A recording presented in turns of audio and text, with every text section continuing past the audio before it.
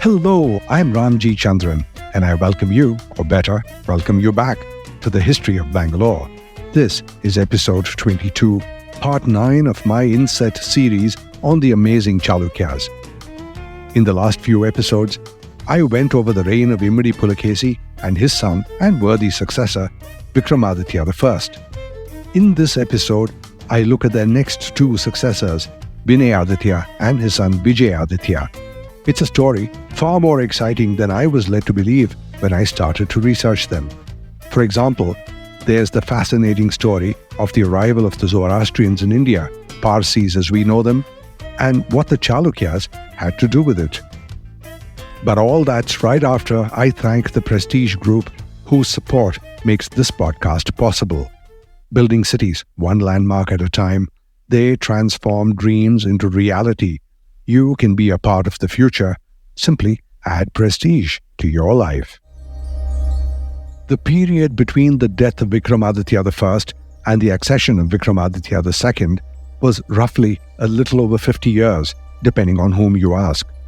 This period has been described as a half-century of mostly peace and relative quiet.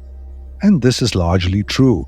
But between the lines, a number of interesting things happened, and some of this was influenced by the developments in other parts of the world nearby. The very last period of the 7th century, so let's simply call it the 8th century, marked the beginning of a new power dynamic in the Middle East, the rise of a militant persuasion of Islam. And before this episode is out, I will tell you how the rise of this Middle East power visited the Chalukyas on more than one occasion. Meanwhile in Vatapi, after the end of Vikramaditya I, there were two kings that ruled.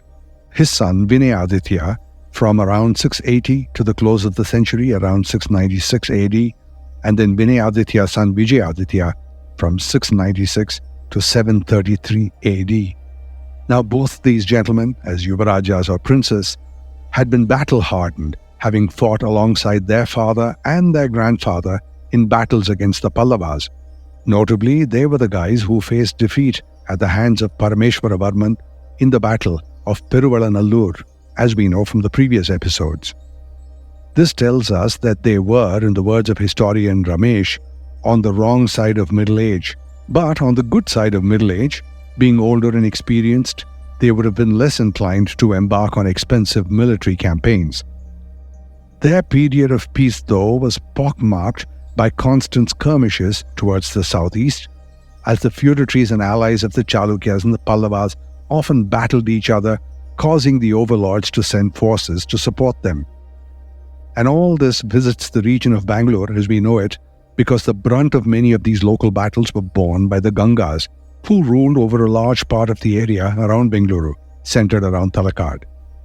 The Ganga territory was a buffer state between the Pallavas and the Chalukya strongholds, and in many ways was the first line of defense for the Chalukyas, holding the border against their worst enemy. During the reign of Vinayaditya and Vijayaditya, the Ganga kings would have been Shivamara I and Sri Purusha, both of whom I covered in some depth in earlier episodes. Go back and take a listen if you haven't already done. Sri Purusha took the Ganga throne in 726 AD, and before that he was the ruler or viceroy of the Kolar Principality of the Ganga Kingdom, where he famously fought a battle against the Banas. Sri Purusha ruled till 788 AD, which means he would have been witness to everything that happened to the Chalukyas from Vijayaditya's reign through to the relatively quick succession of kings and the eventual fall of their entire empire when the Rashtrakutas leveled the Chalukyas. That would have been a lot for one king to watch his overlords dropping 9 pins to a man right up to the last ruler of the Vatapi Chalukyas, Kirtivarman. So let's talk about peace. Any peace that the Chalukya kings enjoyed was because their feudatories and allies guarded the borders of the kingdom and fended off attacks. These were the Gangas, who held the east and were constantly harassed by the Pallavas, and then there were the Alupas, who held the western provinces. In the north, there were the Gujarat branch of the Chalukyas, mostly independent but did swear allegiance to the main family in Vatapi. With these powerful allies in place, these two kings were able to enjoy a relative peace and manage their kingdom. Typically, rich South Indian kingdoms have tended to patronize the arts and learning, and these 50 years saw a considerable increase in temple constructions and grants. This led to an astonishing period of architectural brilliance, evidence of which is visible all over the city of Badami. A lot of this was Vinayaditya. Much of the epigraphical evidence around then points to the construction of temples, grants to Brahmins and to Jains, as well as for the patronage of the arts. Vinayaditya also travelled extensively across the kingdom, spending great lengths of time in different towns. The places where he camped for any length of time saw an increase in architecture. We would do well to remember that religion was not separate from politics, and the promotion of religion was, in a sense, the promotion of culture. And secularism meant that the Chalukyas would patronize all the available leading faiths, these at the time being Jainism, Shaivism, and the Vaishnava faiths. There are mentions of thriving Buddhist places, and this too could only have happened with royal blessing, if not patronage, in any material way. Now, not all of Vinayaditya's life was buried in devotion. There were military campaigns. Not as many as those of his predecessors, whose reigns were marked by battle following bloodshed following battle. The involvement of this king in direct conflict was limited. Of course, there was the continuing conflict against the Pallavas. And then there's some mention about a battle where he supposedly subdued the Trairajya, or three kingdoms who were under the Pallava rule. Some historians have rushed to conclude that the Trairajya were the kingdoms of the Pandyas, the Cholas, and the Cheras in Kerala. But that's a little hard to swallow. When was it that all these kingdoms were under Pallava rule? For one thing, Vikramaditya had allied closely with the Pandyas against the Pallavas, and the Ganga prince Bhuvikrama, who had fought alongside Vikramaditya, Vinayaditya and Vijayaditya in the recent campaign against the Pallavas, was partially of Chola heritage, being the son of a Chola princess. So it does not add up. There is some consensus that the three kingdoms reference was likely three parts of the Pallava Empire. The more interesting story was in the north. The ruler of Malava or Malwa, Vajrata, had made a move, much miscalculated move, when he invaded the kingdom of Lata or southern Gujarat. Now this area was a part of the Chalukya Empire and in fact was being ruled by Jayasimhavarman, a son of Imidi Pulakesi and therefore Vinayaditya's paternal uncle. Now this was seen as a terrible affront to the Chalukyas and warranted immediate retribution. So Vinayaditya and his son Vijayaditya, no strangers to battle, marched upon Vajrata and defeated him. An inscription on a Chalukya temple pillar at Alampur says that they defeated Vajrata and they relieved him not only of his army but also his kettle drum, his war drum, his pennant, his insignia, and even his white umbrella, all these royal toys. But something else happened. This was in 686 AD, and in the confusion of the aftermath of battle, maybe in some stray skirmish one can only presume, Vijayaditya got kidnapped or taken prisoner of war by some fleeing Malwa soldiers. So he was captured and imprisoned. Then the inscriptions say that Vijayaditya managed to escape of his own accord and return to his capital. The question is, for how long was he a prisoner? And what happened in all this time? None of these questions have been answered by the available evidence. In fact, the inscriptions made scant mention of this capture and daring escapade. That would have been a very interesting story. But the one result of this appears to be that when Vinayaditya died in 696 AD, Vijayaditya was not around. And when Vijayaditya got to the throne, he had to quell civil unrest, typical of when there's no clear and immediate succession. There's another intriguing matter in the records of Vinayaditya, and this is a reference to the kingdoms of Simhala, Parasika, and Kamara, from whom it is written that Vinayaditya received tribute. Now, Simhala or Sinhala is Sri Lanka as we know it, and in a previous episode, I spoke of the exiled Sinhala king Manavamma, who helped the Pallava king Narasimhavarman I against Immadi Pulakesi in the battles of Polilur and Vatapi. Following those battles, Narasimhavarman reinstated Manavamma on the throne of Anuradhapura in Sinhala. One theory is that Manavamma was deposed a second time and returned to exile in India, but this time with the Chalukyas. The other theory, it was Manavamma's adversary who took refuge with the Chalukyas. This is the more likely. The next kingdom, Khamera, is almost certainly Khmer. The Khmer people went on to establish a large empire that included all of Vietnam, Laos, and a good part of Thailand, and its borders stretched from China in the north to the northern part of Malaysia in the south. Now we know that the Chalukyan navy had no capability to attack a kingdom over the high seas, so it is likely that the tribute paid by the Khmer were from Khmer merchants who traded with Vatapi. One other thing is that by this time, the Pallava Chalukya scripts had found their way to Khmer and on inscriptions with the early spread of Hinduism and Buddhism. No one knows how these scripts got there exactly, but French historian Georges Sedès, in his book titled The Making of Southeast Asia, provides quite the joyride into the effect of medieval South India in Khmer. But the kicker is the reference to the Parasika. After quickly eliminating variables, Parasika is Persia. We know from earlier episodes that there was an exchange of ambassadors during the reign of Pulakesin II with Khusrau, the Sasanian or the Sassanid king. But when the Sassanid were overthrown by the Rashidun Caliphate sometime in 634 to 644 AD with the advent of Islam, the exodus of Zoroastrians began. There is the rather interesting and exciting possibility that the first of the Zoroastrian refugees from Persia who came to India, whom we know today as Parsis, might actually have landed in the kingdom of the Chalukyas. Is that what the inscription meant by the reference to Parasika? Let's examine the evidence when I come back. This is where the history of our region starts to get infinitely more interesting. Right after this.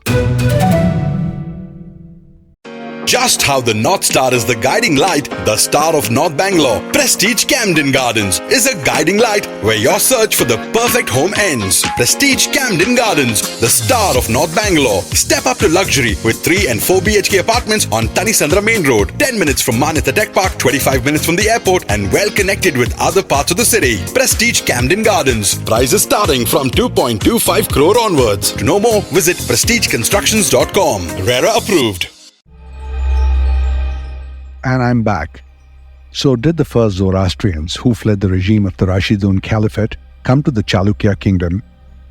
Now, according to what is popularly accepted, the first settlement of those who came to be called the Parsis was in Sanjan in southern Gujarat. So how and why did they get here? As I mentioned before the break, Immadi Pulakesi had sent ambassadors to the court of Sassanid king Khusrau II in Persia, and very soon after, Khusrau's son Kavad had his father executed and took the throne. But soon it would be the end of the entire Sassanid dynasty as the Rashidun Caliphate overran them. Here's a brief history of the story. Now, following the passing of the Prophet Muhammad in 632 AD, there were disagreements on his succession, and this led to the growth of the caliphates. First the Rashidun Caliphate, followed by the Umayyad Caliphate, and following the Umayyad, the Abbasid and the Ottoman Caliphates. After the Umayyad Caliphate, it was reasonably fragmented, different centers of power, if not parallel caliphates.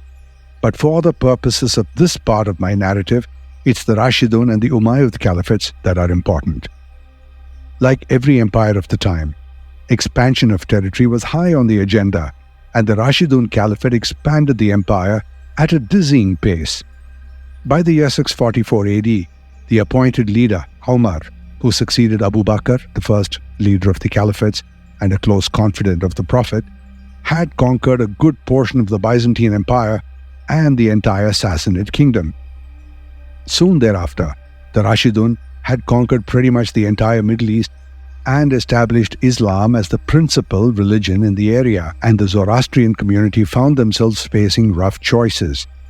Either they converted to Islam, which some did, or pay some usurious taxes levied on non-believers, which some others did, or flee, which some did.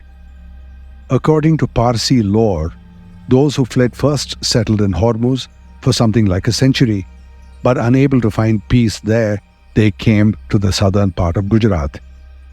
And it is written that in 735 AD, they landed in the court of a local ruler, Jadi Rana, of a principality called Sanjan, today Valsad, or formerly Balsar. As a matter of interest, Balsar is the ancestral hometown of Freddie Mercury, who was born Farooq Balsara.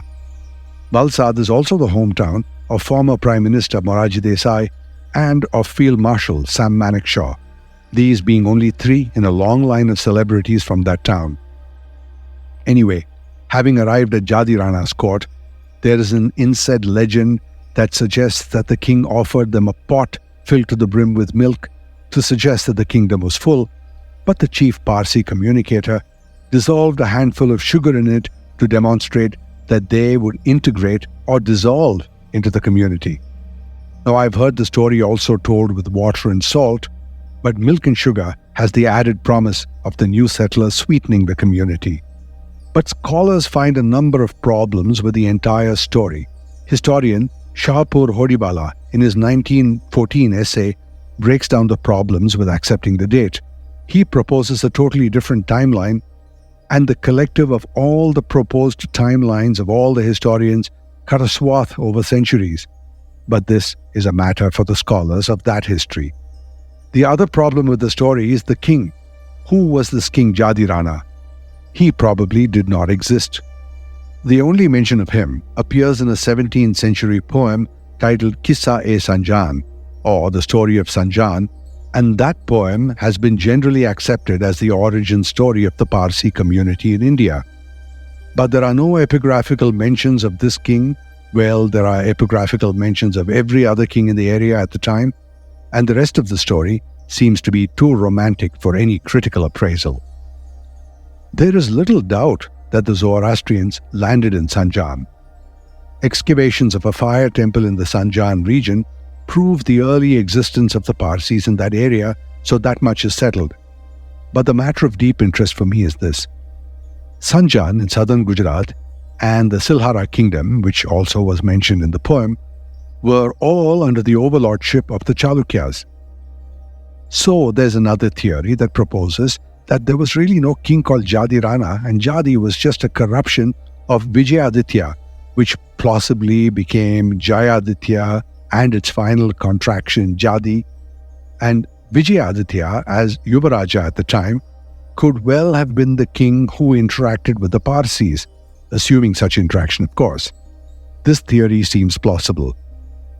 But the real element of surprise for me is the realization that the first of the Zoroastrians fleeing the Rashidun Caliphate were probably way before 735 AD, way before Sanjan, and they probably landed in the kingdom of the Chalukyas. And I come to this conclusion because the Chalukyas and the Sassanids had diplomatic ties. This typically means an increase in trade relations, and in those days, people lived for lengthy periods of time when they showed up to trade. Typically, they set up colonies and even paid taxes. So in the course of all these comings and goings, it is highly likely that the first refugees fleeing the Rashidun Caliphate were here way before the timeline suggested by the Kissa-e-Sanjan. And whether or not we're talking about 735 and the landing in Sanjan, it follows that the Chalukyas were the reason the Parsis found a welcome in India. And it was the tribute paid by them to the Emperor Vinayaditya that found its way into the inscription that referred to them as the Parasika, or those of Persia, or simply Parsis. And India has been the better for it. Vinayaditya died in 696 AD, at any rate, not later than January 697, and that's when Vijayaditya became the Chalukyan Emperor. As has been typical of any succession in the history of the Chalukyas, there was mention of civil strife, and this is something that Vijayaditya had to quell. And there's the theory that when Vinayaditya died, Vijayaditya was still in that captivity and took time to escape and regain his kingdom and quell any kind of civil disturbance. But there are other reasons why this story doesn't line up. At any rate, Vijayaditya could not have been a young man when he became king, having served as a military commander under his grandfather for one thing. And Vijayaditya went on to rule for as many as 37 years, and in all this time, there were only brief military campaigns, one notably against the Pallavas, and this probably involved the new Yuvaraja or Crown Prince Vikramaditya II, his son. Of the 3 battles against the Pallavas attributed to Vikramaditya, the first must have been fought alongside his father. All this aside, the reign of Vijayaditya was marked by peace, largely even with the Pallavas. Most of the pages of history that describe this king are filled with stories of his grants to temples and to Brahmins. He was secular and gave charitably to all faiths, in fact. He encouraged the building of temples, and there are passages devoted to his love for music, and musicians were accorded a special place in the royal patronage, and indeed there are inscriptions from him and from his wife giving grants to musicians. And then it has been suggested that his capture, his incarceration, his escape, and his lifetime of tireless service in the military, and not the least his interest in the arts, kept him from mindless war. So he went out of his way not to provoke conflict. But the one thing that he has not been celebrated enough for, in my opinion, has been his creation of water bodies, tanks, ponds, lakes, canals, reservoirs. A large part of the Chalukya kingdom, from the western side of Bangalore right to the northern part of the Deccan, are rocky, arid. The weather is dry, and it's not known for great rainfall. So the only way that these areas that are not near an abundant water source like a river could sustain life and survive was to gather rainwater and harvest it by creating dams or tanks and arresting the flow of water by erecting sluice gates, a practice that continues to this date. It is said that of all the Chalukya kings, Vijayaditya's interest in providing water to his subjects bordered on the obsessive. There is a long and impressive list of tanks that Vijayaditya created across the arid areas of the Chalukya kingdom. At least 11 of them have found mention on inscriptions, and creating even 11 lakes is no small accomplishment. Of these, there's a significant mention of Arasikere towards the northeast of Bangalore. This obsession of Vijayaditya with public works, particularly water, probably has had the greatest effect on life in Bangalore as we know it today. And it is rainwater harvesting that provided the city with sustenance, but also a reason for its existence as an important hub of different trade routes that crisscross the Deccan. Evidence of this is visible to this day. If you look at a map of the city and the larger surrounding region, all the blue patches you notice are tanks that were set up right from the 8th century onwards. There was a softer side to Vijayaditya, a more romantic side, and the evidence of this is in the very public expression of his love for a courtesan, Vinapoti. There is a record of a grant by her on a pillar in Mahakuta, and indeed by some of his other concubines, and all this goes to an indication of the status enjoyed by the courtesans who were not really quite queens. Vijayaditya died in 733 AD, and he must have been a very old man, and in the last years of his life, his son Vikramaditya II was pretty much a co-ruler, a younger man waiting impatiently in the wings. And now his time had come. Coming up in the next episode, the rise of Vikramaditya II, the first attack of the Caliphate, and the rise of the Rashtrakutas. And, strangely, the Pallavas become friends. Stay glued. There's unexpected excitement at every turn. I am Ramjee Chandran, and this is the history of Bangalore.